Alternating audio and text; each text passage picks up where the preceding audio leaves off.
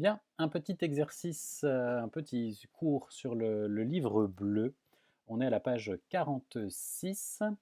Un petit exercice de chant et d'intonation. Alors je vais chanter donc cet exercice qui est ici, hein, on est là, tu vois la souris qui se balade. Donc on est sur cet exercice-là. On est sur un exercice qui a quoi l'armure? Qui a un fa dièse. Quand je vois le fa dièse à l'armure, ça veut dire que la gamme qui est utilisée pour ce morceau, c'est la gamme de sol majeur. Et ça, c'est à savoir par cœur. D'accord? Donc la gamme de sol majeur. Tu vas entendre tout simplement que quand on chante la mélodie, la note la plus importante qui revient, sur laquelle on a envie de se reposer, c'est le sol. D'accord?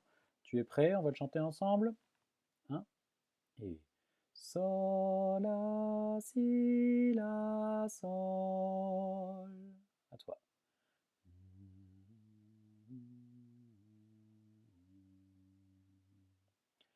La phrase suivante est sol, la, si, ré, do, si.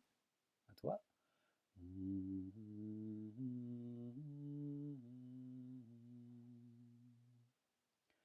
Sol, si, ré, mi, ré, do, si.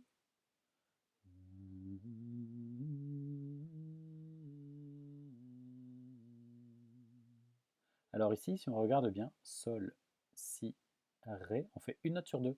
Il n'y a pas le la. Donc sol, si, on saute le la. Et ici, il n'y a pas le do. On fait si, ré. On fait de tierce en tierce. D'accord? Eh bien, quand on a sol, si, ré, et qu'on est en sol majeur, d'accord, c'est ce qu'on appelle l'arpège de sol majeur. Sol, si, ré. On le rechante? Sol, si, ré. À toi?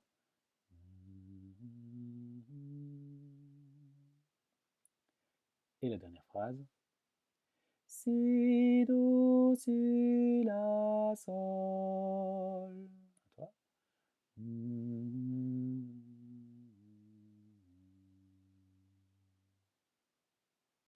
Bien, donc on va passer maintenant à ce chant. Donc March On, donc qui est un, comme il s'est indiqué donc ici, un negro spiritual. Donc un negro spirituel, c'était la traduction ici, c'est un chant religieux noir américain. Donc qui est apparu au XVIIIe siècle, donc dans les années 1700, aux États-Unis.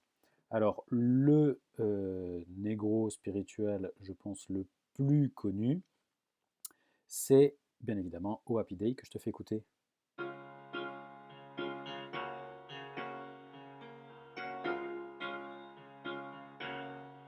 Oh, happy day. Oh, happy day. When Jesus was. Donc voilà, ça je suppose que tu connais. Alors celui que l'on a ici, March On, c'est un autre negro spiritual. Je vais te faire écouter la version originale de ce negro spiritual. Way over in Egypt's land, you shall gain the victory. Way over in Egypt's land, brother, you will gain the day. Way over in Egypt's land, you shall gain the victory. Way over in Egypt's land, brother, you will gain the day.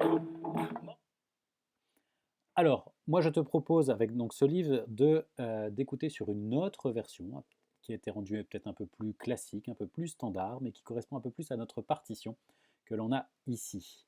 Alors dans l'original, bon, ça ne change pas grand-chose pour toi, mais je le précise quand même, elle est jouée en fa majeur, alors qu'ici elle est écrite en sol majeur. Mais ça ne change pas pour l'instant, on va chanter comme si on était en sol majeur.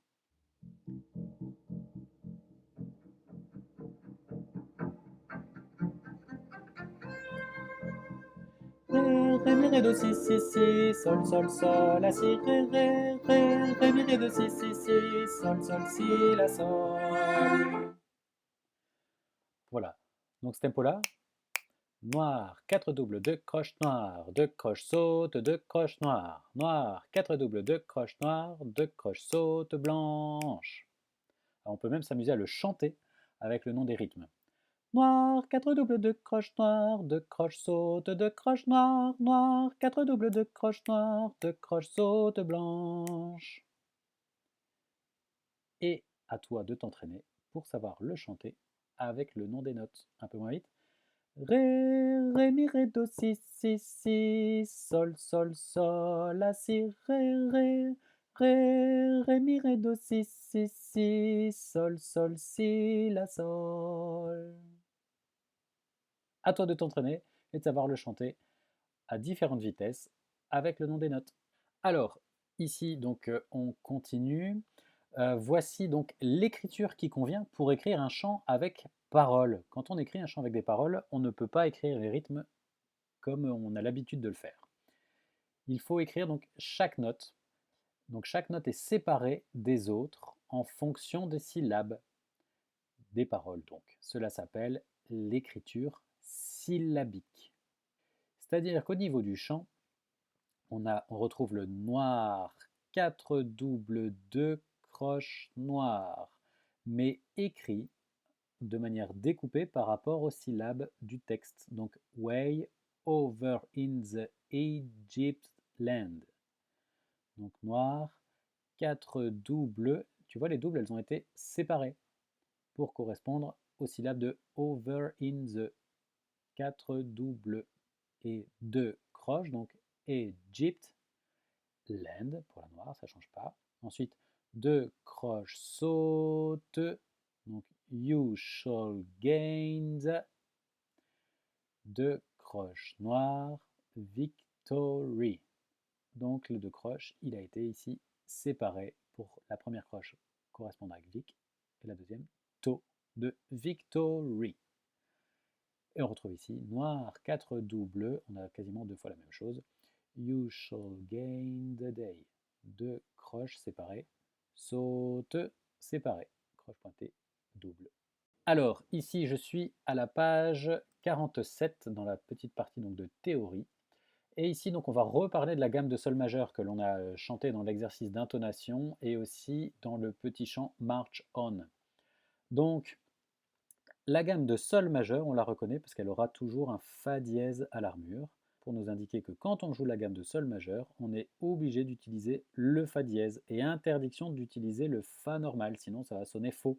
Donc si je chante la gamme de sol, sol, la, si, do, ré, mi, fa dièse, sol.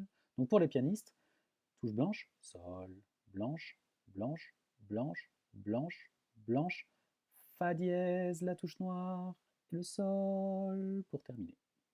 Donc ça, c'est à savoir par cœur. Tu connais déjà Do majeur, on a ici rien à l'armure dans Do majeur, d'accord? Do, Ré, Mi, Fa, Sol, La, Si, Do. La gamme de Fa majeur qu'on a vue, elle a un Si bémol à l'armure. Quand on fait la gamme de Fa, Sol, La, Si, Do, Ré, Mi, Fa, quand le morceau utilise les notes de Fa majeur, on est obligé d'utiliser tout le temps le Si bémol. Et pareil ici donc en Sol majeur, à savoir par cœur, quand je chante la gamme de Sol majeur ou que je joue la gamme de Sol majeur, il faut faire attention à ce que tous mes Fa soient bien en dièse. Sinon, aïe aïe aïe, ça va sonner faux.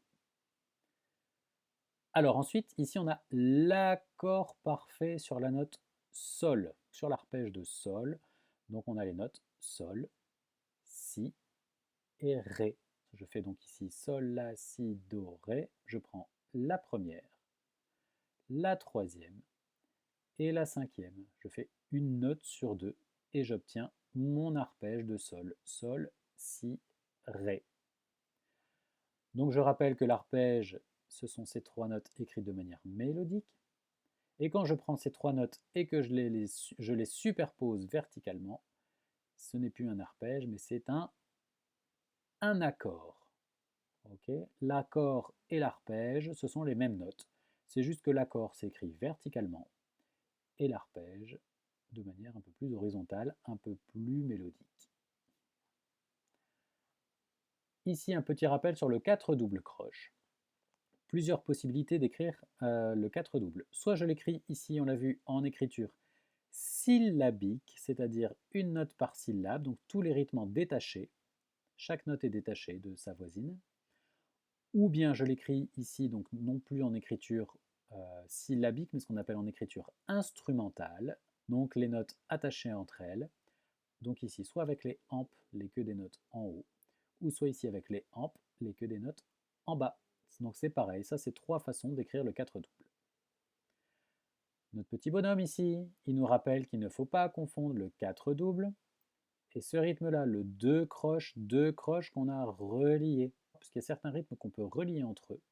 Donc ici, c'est un 2 croches, mais qu'on a relié. Bien faire la différence entre ces deux rythmes. Et on va voir par la suite 3 nouvelles notes en clé de sol, dans l'aigu de la clé de sol, le Fa, celui-là on le connaît déjà, le Sol et le La. Et on va terminer avec ce commentaire d'écoute. Alors, un extrait des tableaux d'une exposition, donc c'est une œuvre en plusieurs mouvements, qui a été composée par Modeste Moussorgsky, un compositeur russe du 19e siècle, donc dans les années 1800. Et il a écrit une série de tableaux qu'il a mis en musique. Et on va écouter le numéro 8 de ces tableaux qui décrit les catacombes de Paris. Alors déjà, est-ce que tu sais ce que c'est que des catacombes? Bon, c'est pas bien très rigolo tout ça, mais est-ce que tu sais ce que c'est que des catacombes? Alors les catacombes, c'est une sorte de cave, de souterrain, tout en longueur, où on entrepose un peu des squelettes. Voilà, c'est ça les catacombes. Alors je vais te faire écouter donc cet extrait des catacombes. À toi de deviner dans un premier temps donc les instruments entendus selon toi. Est-ce qu'ils font partie de la famille des cordes, des percussions ou des cuivres?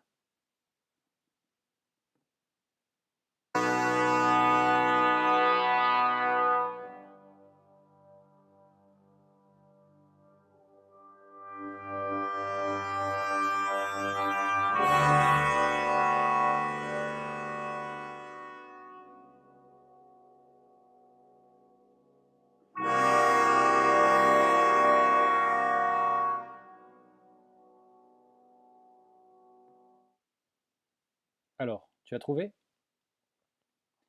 Alors effectivement, ce sont les cuivres. Alors ça, tu peux prendre ton livre bleu et le remplir, hein, d'accord? À la page 47, tu as la page ici. Donc on a ici les cuivres.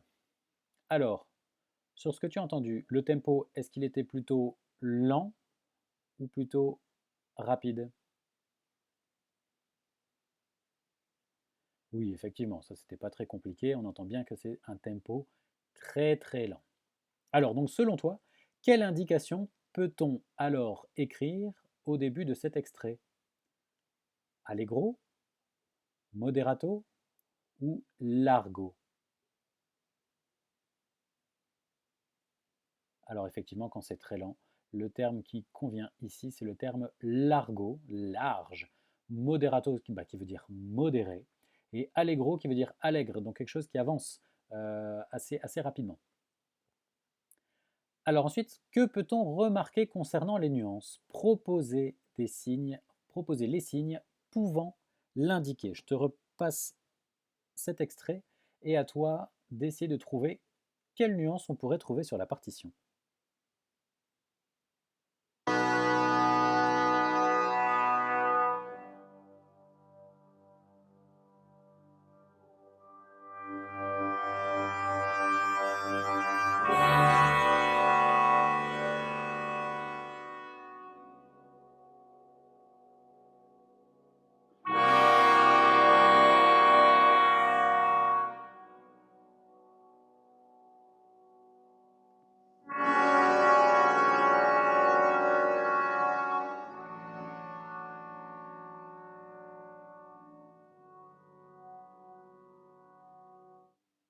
Alors, tu as trouvé?